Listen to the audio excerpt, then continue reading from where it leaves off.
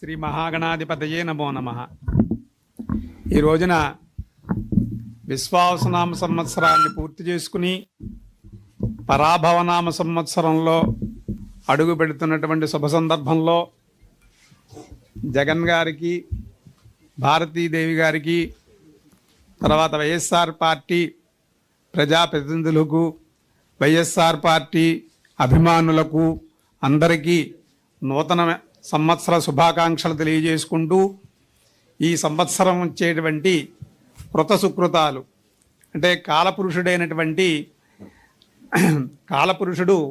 ఒక 60 సంవత్సరాలు ప్రభావలగాయతు క్షయ వరకు ఉన్నటువంటి 60 సంవత్సరాలను ప్రతి సంవత్సరము ఒక సంవత్సరం ఒక చొక్కా పూర్తి చేసుకుని ఇంకో చొక్కా కట్టుకున్నట్లుగా చైత్రమాసం దగ్గర నుంచి పాల్గొన మాసం వరకు ఉండేటువంటి 12 మాసాలు పూర్తి చేసుకుని ఈవేళ ఉగాది అనేటువంటి రోజున ఈ పరాభవనామ సంవత్సరంలో అడుగుపెడుతున్నటువంటి శుభ సందర్భంలో అచింత్యా వ్యక్త రూపాయ నిర్గుణాయ గుణాత్మనే సమస్త జగదాధార మూర్తయే బ్రహ్మణే నమః. ప్రతి వ్యక్తికి కూడా వారి వారి వృత్తిని అనుసరించి వారికి ఒక దైవము అనేది ఏర్పడుతూ ఉంటారు.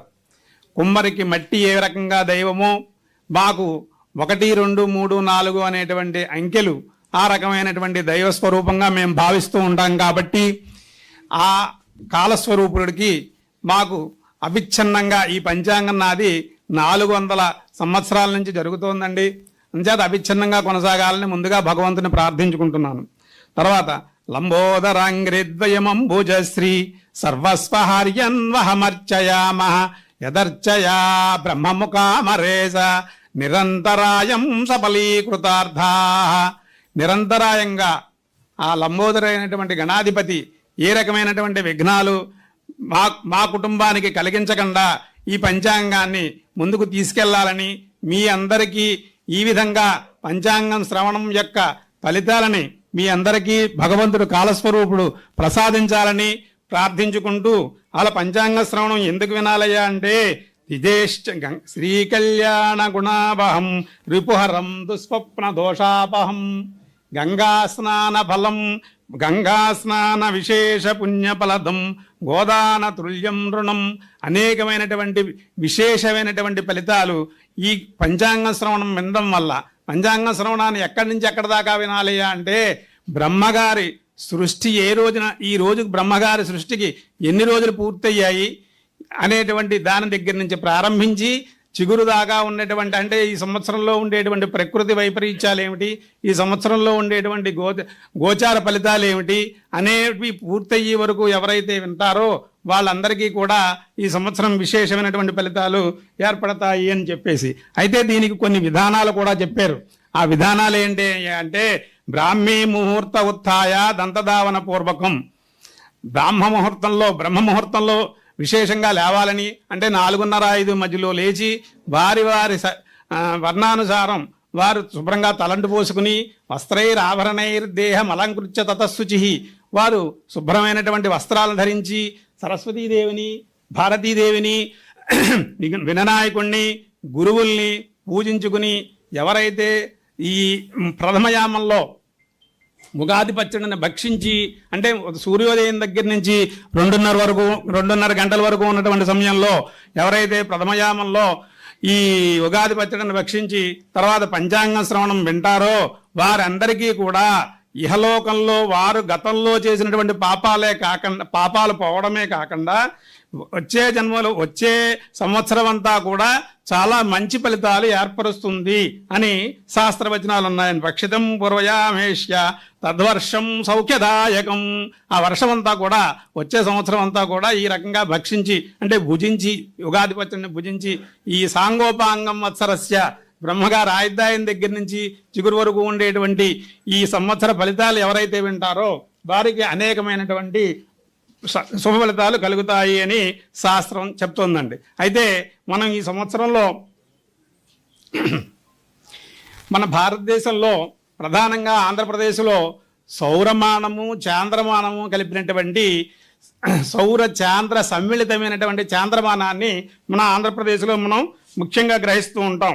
ఈ బ్రహ్మగారి యొక్క ఆయుర్దాయం చెప్పుకున్నప్పుడు అస్య బ్రహ్మణ సౌరమానేన సృష్ట్యాది గతాబ్దా 155 521 95 కోట్ల 58 లక్షల 85 సహస్రముల 127 సంవత్సరాలు పూర్తయ్యి 127వ సంవత్సరంలో 128వ సంవత్సరంలో మనం అడుగు పెడుతున్నాం వేళ.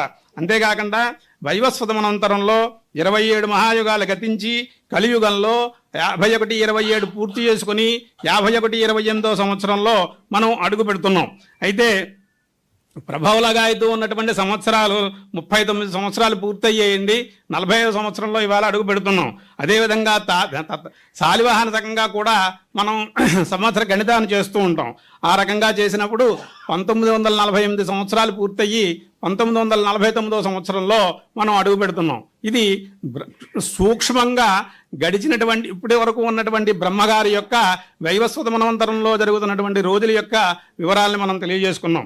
ఈవేళ మనం సహజంగా అదాస్మిన్ దేశే లోక వ్యవహారాబ్దే చాంద్రమానాబ్దో గ్రాహ్య అన్నాం. ఈ చాంద్రమానంలో దీనికి పరాభవనామ సంవత్సరము అని పేరండి. బారహస్పత్యమానంలో ఈ సంవత్సరానికి రౌద్రనామ సంవత్సరము అని పేరు. అంటే కాశీ దగ్గర నుంచి మిగిలినటువంటి అన్ని ప్రాంతాల్లోనూ వాళ్ళు బారహస్పత్యమానం కొలుస్తారు. మనం చాంద్రమానాన్ని సౌర చాంద్ర సమ్మిళితమైనటువంటి చాంద్రమానాన్ని మనం గ్రహిస్తూ ఉంటాం. ఈ చాంద్రమానం చేత ఈ సంవత్సరానికి పరాభవనామ సంవత్సరము అని పేరు.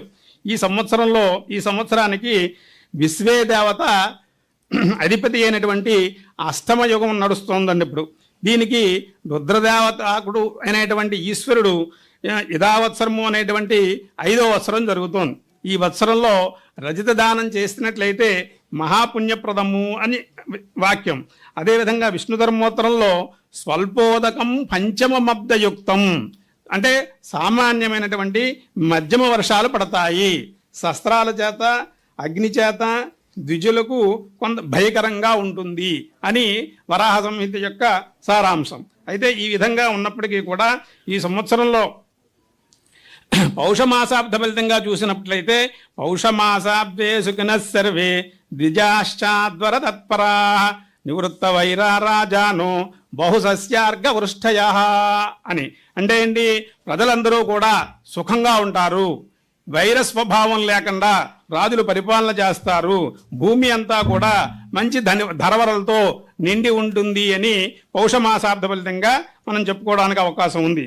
ఈ రోదన్నామ సంవత్సరం ప్రకారం చూసుకున్నట్లయితే ఇది కొద్దిగా వినాశనాన్ని ఏర్పరిచేటువంటి సంవత్సరంగా మనం దీన్ని గ్రహించుకోవాల్సి వచ్చింది. అయితే ఈవేళ గురువారం అవడం చేత మనకి ఈ సంవత్సరానికి గురుడు అధిపతిగా అయ్యాడు.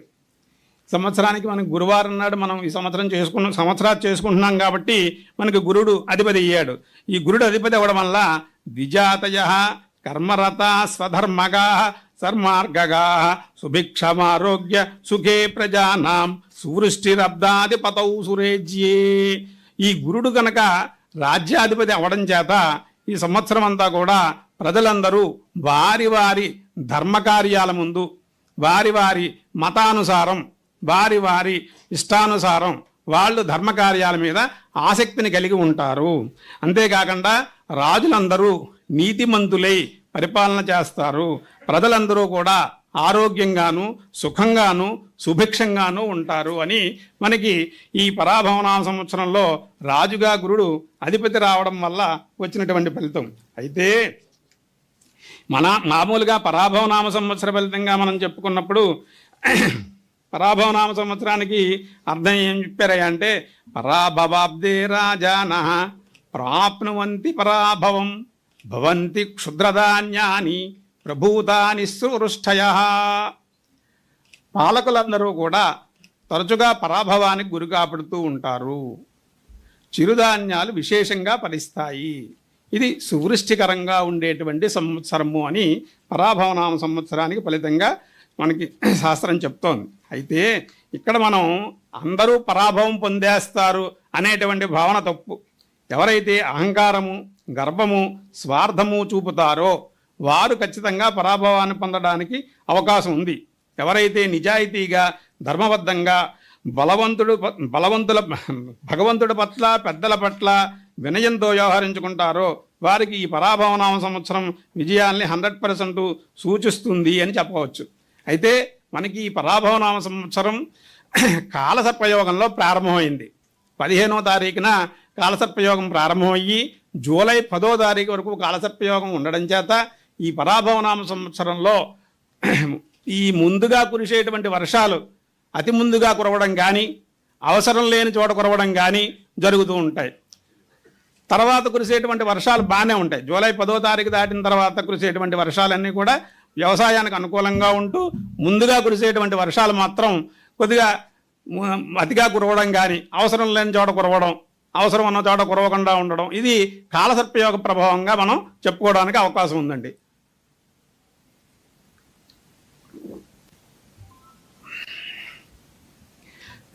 అయితే ఈ సంవత్సరంలో నవనాయకులు మనం పరిశీలించుకున్నప్పుడు మంత్రిగా కుజుడికి ఆధిపత్యం వచ్చింది. మంత్రిగా కుజుడికి ఆధిపత్యం రావడం చేత కొంత పౌరుషంగా వ్యవహారం చేసుకునేటువంటి అవకాశాలు ఉంటాయి. వరగ్రామ వనాదీని దహ్యందేవన్ని నా భృజం వృష్టిర్మధ్య భవేద్యుద్ధం మంత్రిణ్యవని చేసది.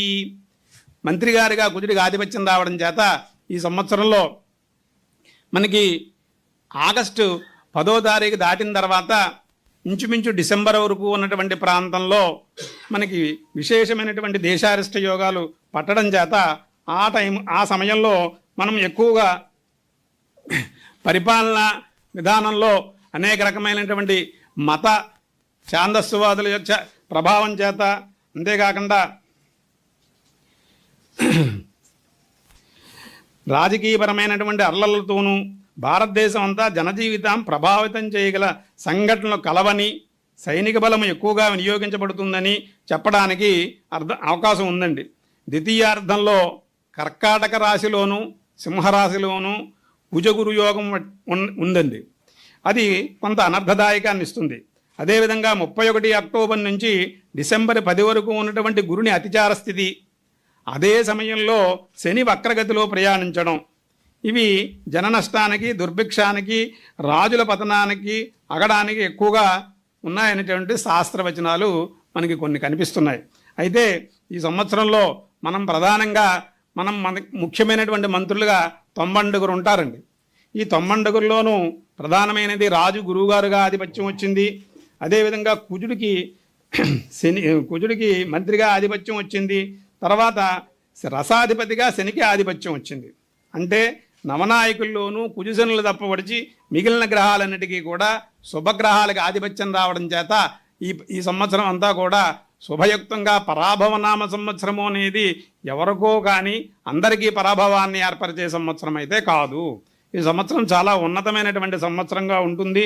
ఎందుకంటే మంత్రులు 90లోనూ ప్రధానమంత్రమైనటువంటి రాజు, మంత్రి, సేనాధిపతి, సస్యాధిపతి, ధాన్యాధిపతి, అర్ఘాధిపతి, మేఘాధిపతి, రసాధిపతి, నీరసాధిపతుల్లో కుజశనులు అంటే మంత్రి గారు, తర్వాత రసాధిపతి తప్పబడిచి మిగిలిన గ్రహాలన్నిటికీ శుభగ్రహాలకి ఆధిపత్యం వచ్చింది. అలాగే మనకి 21 మంది ఉపమంత్రులు ఉంటారు. 21 మంది ఉపమంత్రుల్లోనూ 15 మందికి మళ్ళీ శుభగ్రహాలకు ఆధిపత్యం రావడం చేత ఈ సంవత్సరం అంతా కూడా చాలా సుభిక్షంగా, సామాన్యమైనటువంటి ప్రజలకి చాలా ఆనందకరంగా, వృద్ధికరంగా ఉంటుంది అని చెప్పడానికి 100% అవకాశం ఉన్నటువంటి సంవత్సరం అండి. అయితే ఈ సంవత్సరంలో మనకి 16 వీసాల పంట, మనం మామూలుగా కొలమానంగా 16 వీసాల పంట చూస్తూ ఉంటామండి. 16 వీసాల్లోనూ మనకి 9 వీసాల పంట మనకి లభిస్తుంది అని చెప్పడానికి అవకాశం ఉంది. ఎప్పుడైతే బేసి సంఖ్యమైనటువంటి పంట మనకి లభిస్తుందో అప్పుడు మన ప్రాంతం అంతా కూడా, మన ఆంధ్రప్రదేశ్ అంతా కూడా చాలా సుభిక్షకరంగా ఉంటుంది అని చెప్పడానికి అవకాశం ఉంది. అదేవిధంగా ఈ సంవత్సరంలో ఈ కొలమానాన్ని కొలిచేటప్పుడు మనం పశుపాలకుడిగా కూడా పరిశీలిస్తూ ఉంటాం.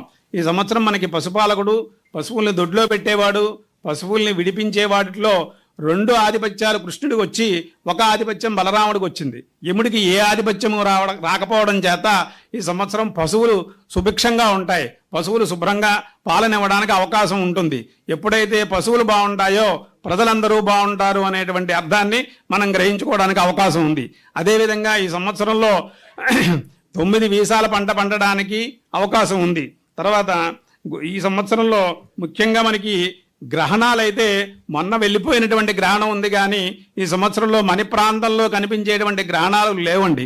ఎప్పుడైతే గ్రహణాలు ఆ సంవత్సరం ఏర్పడలేదో ఆ సంవత్సరం ఆంధ్రప్రదేశ్, ముఖ్యంగా మన ప్రాంతంలో కనబడని గ్రహణం అవడం చేత మన అందరం కూడా సుభిక్షంగా ఆరోగ్యంగా ఏ రకమైనటువంటి ఇబ్బందులు లేకుండా మనం ఉంటాం.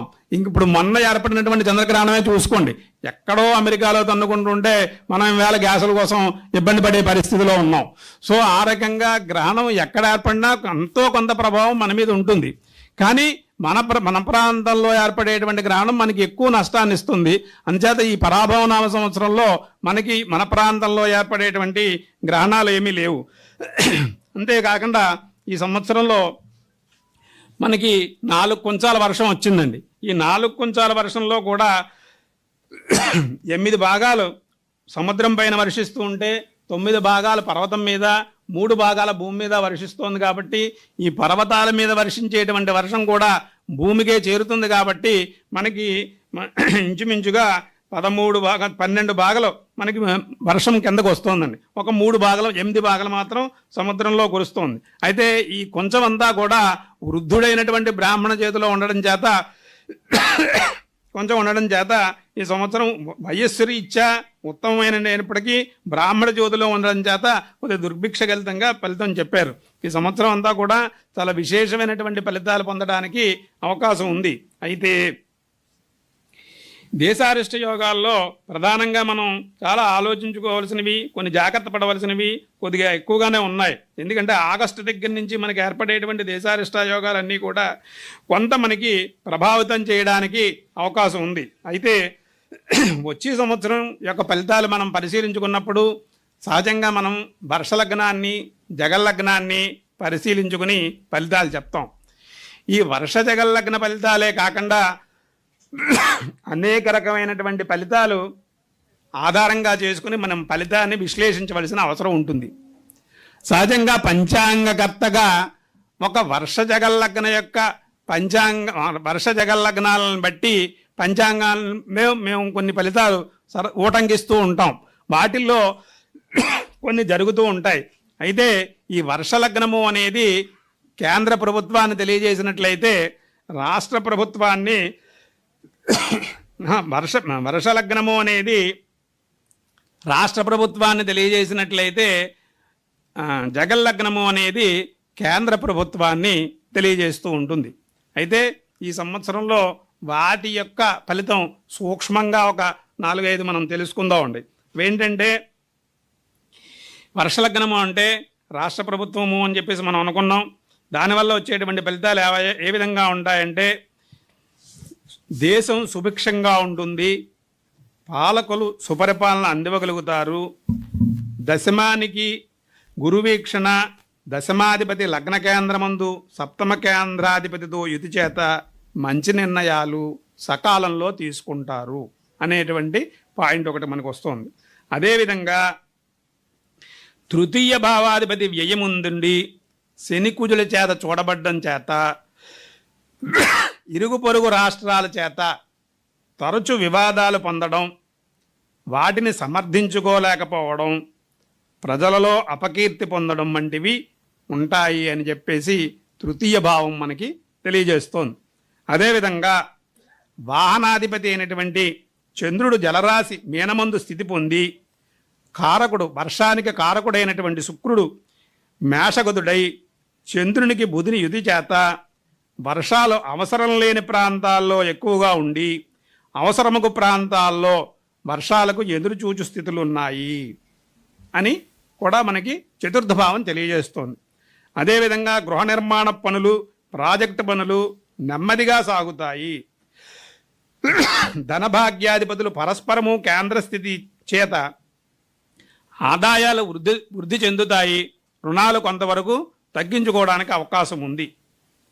ఇక సప్తమాధిపతి అయినటువంటి శుక్రుడు అంటే ప్రతిపక్షపు భావాధిపతి అయినటువంటి శుక్రుడు లగ్నముందు ఉండడం చేత ఈ ప్రతిపక్షపు భావాధిపతులు బలవంతులు అవ్వగలరు అని మనకి ఒక సూత్రం చెప్తోందండి. అదేవిధంగా రుణస్థానాధిపతి అయినటువంటి బుధుడు వ్యయస్థానమందు ఉండడం చేత అపాత్రపు ఖర్చులు, పెచ్చుమీరు స్థితులు ఉన్నాయి. గురువీక్షణ పొందడం చేత కుజునిచే ఓడింపబడుతున్నప్పటికీ కూడా రాష్ట్రీయమైనటువంటి ఖర్చుల్ని నెమ్మదిగా సమర్థించుకుంటారు అని చెప్పడానికి ఈ 6వ పాయింట్ ఉపయోగపడుతోందండి. అదేవిధంగా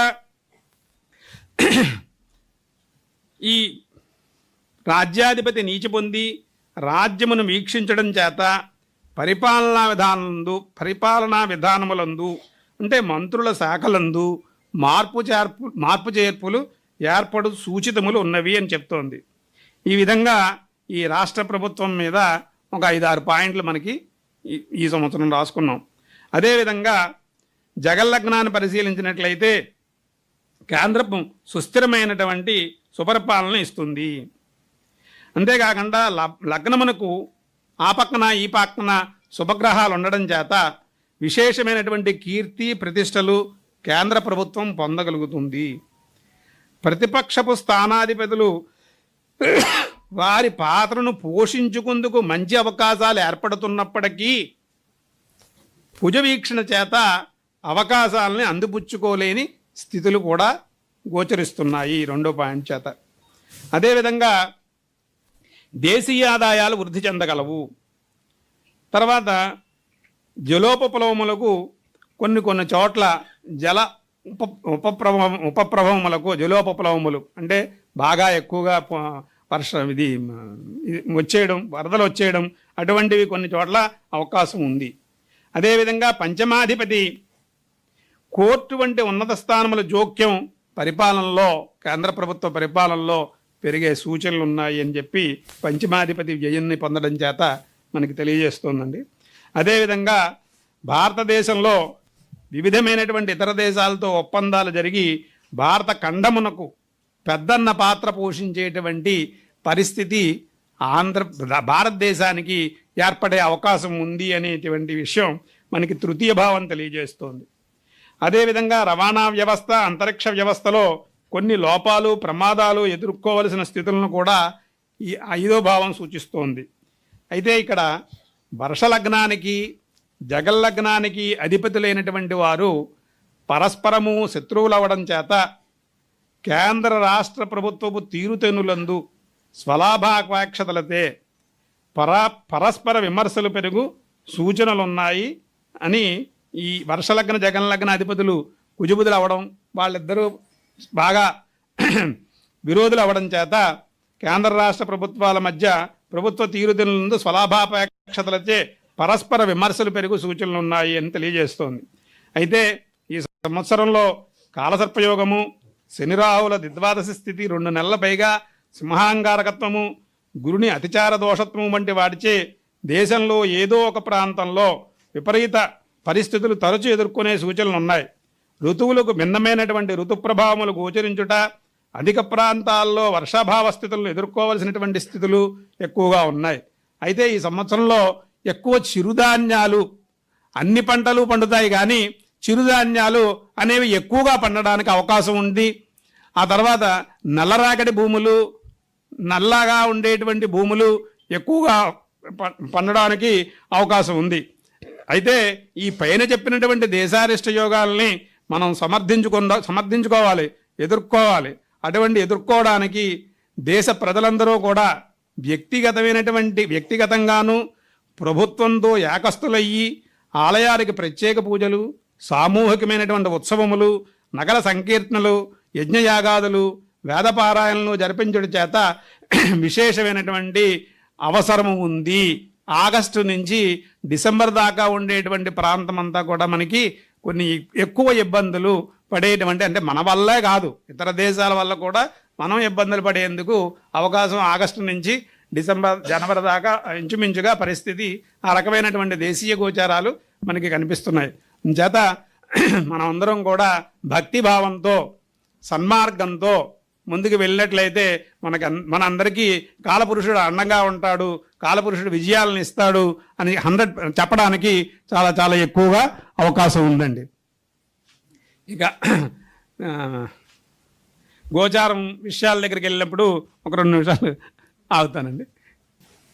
ప్రధానంగా గోచారం విషయాలు తెలుసుకున్నప్పుడు ఈ సంవత్సరంలో జరిగింది ఏంటంటే అండి, గురుడు 4 రాసుల్లోకి ఇంచుమించుగా కర్కాటకము, సింహము, కన్య అనేటువంటి 3 రాసుల్లో సంచారం చేస్తున్నాడు. ఈ విధంగా సంచారం చేయడంలో గురుడికి అతిచార ప్రభావం కూడా, అంటే వాడు వెళ్ళవలసినటువంటి టైం కంటే కూడా ముందుగా వెళ్ళిపోతున్నాడు. దానివల్ల వెనకాల వెళ్ళవలసిన ట్రైన్లు, వెనకాల వెళ్ళవలసిన జనాలు అందరూ ఇబ్బంది పడతారు కదండి. ఆ రకమైనటువంటి గురుడు యొక్క అతిచార పరిస్థితి ఈ సంవత్సరం మనకి ఏర్పడుతోంది. అది ప్రధానంగా జ్యోతిష ఫలితాలన్నిటినీ కూడా అది కొంత తారుమారు చేస్తోంది. లేకపోతే ఈ సంవత్సరంలో మనం చెప్పుకోవడానికి ఒక్క తులారాశికి తప్పవడిచి అన్ని రాశులకి ఏదో రకమైనటువంటి ఇబ్బందినే మనం తెలియజేయవలసిన పరిస్థితి ఉంది. ఒక్క తులారాశి వాళ్ళకి ఆ 3 రాశుల్లో సంచరించేటప్పుడు గురుడు ఉపకారం చేస్తాడు. అదేవిధంగా తులారాశి వాళ్ళకి ఈ సంవత్సరం అంతా కూడా శని షష్టంలో ఉంటాడు. ఇక రాహుకేతువుల దగ్గరికి వచ్చేటప్పటికి పంచమంలో ఉండేటువంటి రాహు ఒక డిసెంబర్ దగ్గర నుంచి మార్చి దాకా పంచమంలో ఉండడం చేత మిగిలిన కాలం అంతా కూడా చాలా విశేషంగా, చాలా బలయుతంగా తులారాశి వాళ్ళ యొక్క ఫలితాలు మనం చెప్పుకోవడానికి అవకాశం ఉందండి. మిగిలిన రాశులన్నీ కూడా ఎంతో కొంత సామాన్యమైనటువంటి స్థితిని చూపిస్తున్నాయి. అయితే ఈ సంవత్సరంలో ప్రధానంగా మనం మేషరాశి తీసుకున్నప్పుడు అశ్విని భరణి గుర్తుగా మొదటి పాదాలు మేషరాశిలోకి వస్తాయండి. ఈ మేషరాశిలోకి రావడం వల్ల వీరికి ఆదాయం 11 అయినట్లయితే వ్యయం 5, రాజపూజ్యం 2 అయినట్లయితే అవమానం 2. అంటే యాక్చువల్గా 6 రూపాయలు మిగులుస్తారని చెప్పి దీంట్లో ఉన్నప్పటికీ కూడా ఇక్కడ ఏమైందంటే వీరికి ఏలినాటి శని ప్రభావం కొంత ఉంది. అందుచేత వీరు కొద్ది జాగ్రత్తగానే ఉండాలి. అంతేకాకుండా అర్ధాష్టమంలో, పంచమంలో కుజుడు, అర్ధాష్టమంలో కుజుడు ఇంచుమించుగా ద్వితీయార్థం ఆగస్టు నుంచి డిసెంబర్ దాకా వీళ్ళకి అర్ధాష్టమంలో కుజు సంచారం కూడా అనుకూలంగా లేదు. అంచేత వ్యాపారస్తులు ఒత్తిడికి గురవ్వడం, సమయానికి సందర్భానికి అనుకూలంగా వ్యవహరించుకోలేకపోవడం, ఇవన్నీ కూడా వీరికి ఎక్కువ ఉంటాయి. అందుచేత ఈ రాశివారు ప్రధానంగా గజేంద్ర మోక్షాన్ని రోజు పారాయణ చేయడం కానీ, గజేంద్ర మోక్షాన్ని వినడం కానీ, ఏలినాటి శని ప్రభావానికి ఈశ్వర దర్శనం కానీ, ఆంజనేయ స్వామి యొక్క ప్రార్థనలు కానీ చేసుకోవడం వల్ల మేషరాశి వారు విశేషమైన ఫలితాలు పొందడానికి అవకాశం ఉందండి. అదేవిధంగా వృషభ రాశి వారి యొక్క పరిస్థితి తీసుకున్నప్పుడు ఆదాయం 5, వ్యయం 14. ఆదాయం 5, వ్యయం 14 అంటే ఎక్కడి నుంచి వచ్చేస్తుంది? కొట్టుకొచ్చేయాలి కాదు. వాళ్ళు 19 రూపాయలు సంపాదిస్తారు, దాంట్లో 5 రూపాయలు మిగిల్చుకోగలుగుతారు, 14 రూపాయలు ఖర్చు పెట్టుకోగలుగుతారు. అందుచేత వృషభ రాశి వారికి ఆదాయం 5, వ్యయం 14, రాజపూజ్యం 5, అవమానం 4. అయితే ఇక్కడ ఉన్నది ఏంటంటే వీరికి శని సువర్ణమూర్తిగా సంవత్సరం అంతా కొనసాగుతున్నాడండి. రాహుకేతువులు కూడా శ్రమనిచ్చిన శుభాలు ఇచ్చే విధంగా ఉన్నారు. గురుడు యొక్క అతిచార పరిస్థితి ఉన్నప్పటికీ కూడా మొత్తం మీద టోటల్ మీద మిశ్రమమైనటువంటి ఫలితాల కంటే ఎక్కువ ఫలితాలే వీరు పొందుతారు అని చెప్పి మనం చెప్పుకోవడానికి అవకాశం ఉంది. ఆర్థిక ప్రయోజనాలు ఉంటాయి, గౌరవాన్ని పొందుతారు. అయితే వీరు చేయవలసింది ఏంటంటే నిలకడైనటువంటి స్వభావాన్ని కలిగి ఉండాలి అని చెప్పి ఈ వృషభ రాశి వారి విషయంలో ప్రత్యేకంగా చెప్తోంది. అయితే నవంబర్ దగ్గర నుంచి జనవరి దాకా ఉండేటువంటి అర్ధాష్టమ కుజుడిచ్చే చిన్న చిన్న ప్రమాద సూచికలు ఉన్నాయి అని కూడా చెప్తోంది. కాబట్టి ఏదైనప్పటికీ దక్షిణామూర్తి, దత్తాత్రేయ, గురువులని, గోవుల్ని పూజించుకోవడం చేత ఈ వృషభ రాశి వారు విశేషమైనటువంటి ఫలితాలు పొందడానికి అవకాశం ఎక్కువగా కనిపిస్తోందండి. అదేవిధంగా మిథున రాశి వారి ఫలితాలు తీసుకున్నప్పుడు ఆదాయం 8, వ్యయం 11, రాజపూజ్యం 1, అవమానం 7. అయితే వీళ్ళకి జూన్ 2 వరకు, జూన్ 2వ తారీఖు వరకు ఉద్యోగులకు చికాకులు, అధికారుల వల్ల ఇబ్బందులు, ప్రతి విషయమున ఆందోళన ఉన్నప్పటికీ జూన్ దగ్గర నుంచి అక్టోబర్ వరకు అభివృద్ధినిచ్చేదిగా ఉంటుంది. రావాల్సిన ఎవరికండి? ఇది మిథున రాశి వారికి రావాల్సినవన్నీ కూడా వసూలు అవ్వగలవు. ఈ విధంగా మిగిలిన మాసాలన్నీ కూడా ఆర్థిక విషయాలన్నీ కూడా ఇబ్బందికరంగా ఉంటాయి. స్థిరాస్తుల విషయంలో పేచీలు జూన్ దగ్గర నుంచి డిసెంబర్ వరకు ఉండవు, కానీ దాని తర్వాత సమయంలో ఉండేందుకు అవకాశాలు ఉన్నాయి. కాబట్టి మిథున రాశి వారు ఖచ్చితంగా కొంత జాగ్రత్తలు పాటించుకోవాల్సిన అవసరం ఉంది. అమ్మవారి ఆరాధన అత్యావశ్యకంగా చెప్పాల్సినటువంటి అవసరం ఉంది. ఎక్కువగా అమ్మవారి ఆరాధన చేసుకోవడం వల్ల మిథున రాశి వారికి అన్ని విధాలుగాను బాగుంటుంది. అయితే జూన్ దగ్గర నుంచి అక్టోబర్ దాకా ఉన్నటువంటి సమయాన్ని ఈ మిథున రాశి వారు సద్వినియోగం చేసుకోవడం వల్ల మిగిలినటువంటి సంవత్సరం అంతా కూడా వారికి దాని మీద ఉత్సాహంగా రోజులు గడిచిపోతాయని చెప్పడానికి అవకాశం ఎక్కువ కనిపిస్తోంది. అదేవిధంగా కర్కాటక రాశి వారికి ఆదాయం 2, వ్యయం 11, రాజపూజ్యం 4, అవమానం 7. ఈ రాశివారు ఎక్కువగా ఆగస్టు 2 నుంచి కుజ సంచారం ప్రతికూలంగా ఉంది కాబట్టి కొద్ది శ్రద్ధ చూపించుకోవాలి. దుర్గా సప్తశతి శ్లోక పారాయణ, లక్ష్మీ నరసింహస్వామి కవచ కరావలంబ స్తోత్రము వీరు చదువుకోవడం వల్ల వీరికి ఉపయోగం ఉంటుందండి. దాని తర్వాత సింహరాశి వారి పరిస్థితి చూస్తే వీరికి ఆదాయం 5, వ్యయం 5, రాజపూజ్యం 7, అవమానం 2. అయితే ఈ సింహరాశి వారి యొక్క ఫలితాలు మనం పరిశీలించినప్పుడు ఈ అష్టమ శని అనేది వీరికి ఇంకా ఈ సంవత్సరం కూడా కొనసాగుతోంది కాబట్టి వీరు అష్టమ శనికే జాగ్రత్తలు తీసుకుంటూ ప్రతిరోజు శతరుద్రియం కానీ శ్రీరామ శరణమ్మమ అనేటువంటి నామంతో ఆంజనేయ స్వామికి వారికి ప్రదక్షిణాలు చేయడం వల్ల కానీ లేకపోతే రుద్రం ప్రతిరోజు వినడం వల్ల కానీ వీరు ఆ ఏలినాడి శని ప్రభావానికి దూరంగా ఉండడమే కాకుండా మంచి కర్మలు మంచి ఫలితాలు పొందడానికి అవకాశం ఉంది. అదేవిధంగా కన్యారాశి వారి ఫలితాలు తీసుకున్నప్పుడు ఆదాయం 8, వ్యయం 11, రాజపూజ్యం 3, అవమానం 3. ఈ సంవత్సరంలో శని వీరికి కొద్దిగా వ్యయప్రయాసలు ఎక్కువగా కలిగించేందుకు అవకాశం ఉంది. అంచేత 1-2 నెలలు సామాన్యంగా సాగుతుంది. జూన్ దాకా సామాన్యంగా సాగినా ఆ తర్వాత కొంత ఎగుడు దిగుడుగా ఎక్కువ ఉండడానికి అవకాశం ఉంది. కాబట్టి వీరు ఆంజనేయ స్వామికి ఆకుపూజలు, శ్రీరామ శరణమ్మ అనే నామాన్ని ఉచ్చరించుకుంటూ ప్రదక్షిణాలు చేయడం వల్ల కూడా ఈ కన్యారాశి వారికి సింహరాశి వారికి కూడా విశేషమైన ఫలితాలు ఈ కలగడానికి అవకాశం ఉంది. అదేవిధంగా తులారాశి వారి చూసుకున్నప్పుడు ఆదాయం 5, వ్యయం కలగడానికి అవకాశం ఉంది. అదేవిధంగా తులారాశి వారి చూసుకున్నప్పుడు ఆదాయం 5, వ్యయం 14, రాజపూజ్యత 6, అవమానం 3. అయితే వీరి గురించి ఇందాకనే మొట్టమొదట గోచారం ప్రారంభించగానే తులారాశి వారి గురించి చెప్పడం జరిగిందండి. తులారాశి వారు ఈ సంవత్సరంలో అంటే గత 5-6 సంవత్సరాల నుంచి తులారాశి వారు చాలా ఇబ్బందులు పడుతున్నారు. కాబట్టి ఈ సంవత్సరం నుంచి వారికి మంచి ఇంచుమించు ఒక 4-5 మాసాల నుంచే మంచి ప్రారంభమైంది. భవిష్యత్తు ఇంకా అనుకూలంగా ఉండడానికి అవకాశం ఉంది. కాబట్టి దాని గురించి ఎక్కువ మనం మాట్లాడుకోక్కర్లేదు. ఇంకా ఏమైనా చదువుకుంటానంటే కనకదారాస్తవం రోజు వారు పారాయణ చేసుకోవడం వల్ల వారు విశేషమైన ఫలితాలు పొందుతారు. అదేవిధంగా వృశ్చిక రాశి వారి ఫలితాలు తీసుకున్నప్పుడు ఆదాయం 11, వ్యయం 5, రాజపూజ్యం 2, అవమానం 6. జూన్ దగ్గర నుంచి అక్టోబర్ వరకు వీరికి గుణబలం అనుకూలంగా ఉంది. కాబట్టి ఆ సమయంలో పరీక్షలు ఉత్తీర్ణత అవ్వడం, కళాశాల ప్రవేశాలు ఏర్పడడం, తర్వాత ఉద్యోగాలు ఏర్పడడం, వివాహాలు సిద్ధించడం అనేవి జూన్ అక్టోబర్ మధ్యలో ప్లాన్ చేసుకున్నట్లయితే వాళ్ళకి విశేషమైనటువంటి ఫలితాలు ఉంటాయి. గురుగ్రహ అనుగ్రహం కోసం వీరు ప్రయత్నించుకుంటూ ఉండాలి. గురువుల యొక్క అనుగ్రహం కోసం పెద్దలను పూజిస్తూ ఉండడం వల్ల వీరు అనుకూలమైనటువంటి ఫలితాలు పొందుతారు. ఇక ధనుస్సు రాశి వారికి ఆదాయం 14, వ్యయం 11. శని సంవత్సరం అంతా కూడా అర్ధాష్టమంలో సంచరిస్తున్నప్పటికీ గురుడు యొక్క కొంత గురుడు వల్ల కొన్ని ఉపయోగాలు వీరికి జరగడానికి అవకాశం ఉంది. కాబట్టి వీరు దుష్ట సహవాసాలకి చెడు అలవాట్లకి దూరంగా ఉండగలిగినట్లయితే, చెడు ఆలోచనలు దుష్ట సహవాసాలకి దూరంగా ఉన్నట్లయితే ధనస్సు రాశి వారు విశేషమైనటువంటి ఫలితాలు ఈ సంవత్సరం పొందడానికి అవకాశం ఉంది. వీరు సుబ్రహ్మణ్య ఆరాధన కానీ దత్తాత్రేయ ఆరాధన కానీ చేసుకోవడం వల్ల విశేషమైనటువంటి ఫలితాలు పొందుతారని చెప్పచ్చు.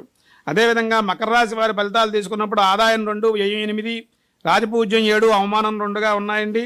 వీరికి ఈ సంవత్సరం అంతా కూడా గతం కంటే కొంత మేలుగా ఉంటుంది. విశేషంగా వీరు లబ్ధిని పొందడానికి అవకాశం ఉంది. దక్షిణామూర్తి దత్తాత్రేయ పారాయణలు వీరు చేసుకోవడం, వెంకటేశ్వర స్వామి దర్శనం చేసుకోవడం వల్ల కూడా వీరు విశేషమైనటువంటి ఫలితాలు పొందడానికి అవకాశం ఉంది.